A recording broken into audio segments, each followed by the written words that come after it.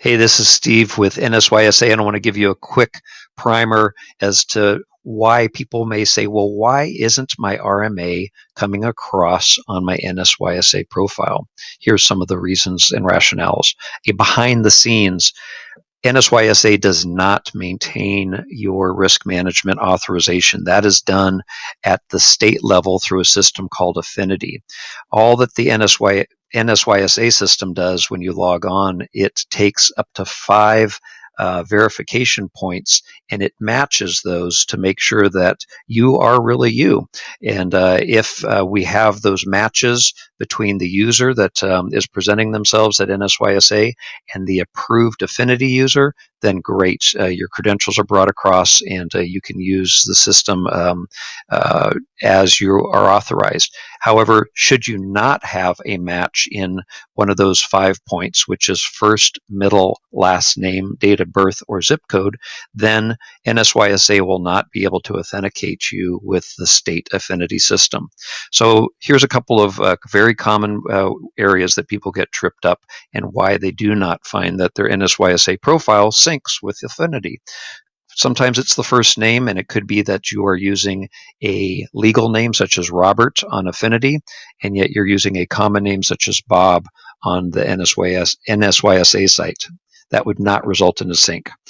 Could be the opposite, that you're using a common name such as Jim and an official name or legal name such as James on NSYSA. Again, no sync.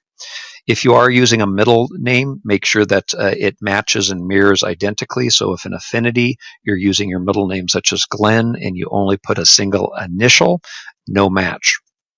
If you are identifying yourself for RMA certification on Affinity with a middle name, a middle initial, you've got to make sure that you put it across on NSYSA identical. Otherwise, you are at the risk of it not syncing.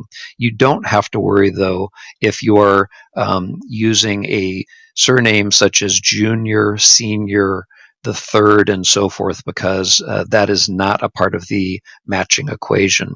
The same applies to date of birth. Affinity, we found out if people go zipping through when they sign up, it tends to give a default of the 31st of December, and that probably doesn't match the date, the actual date of birth, and so that results in no synchronization. And then zip code, if you've moved and changed your zip of residence since registering with Affinity, that would also result in no sync. So want to make sure that the 5 data points, which is first, middle, last name, date of birth, and zip code, all match. When you are updating your system and you're updating your preferences on NSYSA, it's no problem because you can simply open up your user profile anytime you log on and you can update those biographical information so that they match the Affinity piece. However, if you need to go to Affinity and ask them to help correct an error with the date of birth or a zip code, you do need to contact the Affinity folks, and here is their information and here's their contact, and they're very responsive and are happy to help you.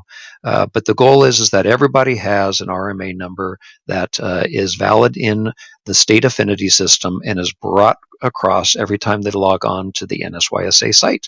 And that enables you to do the great work that you do on behalf of the kids and the association, such as coach and ref, and be an official on behalf of your club to the association. And for that, we thank you very much.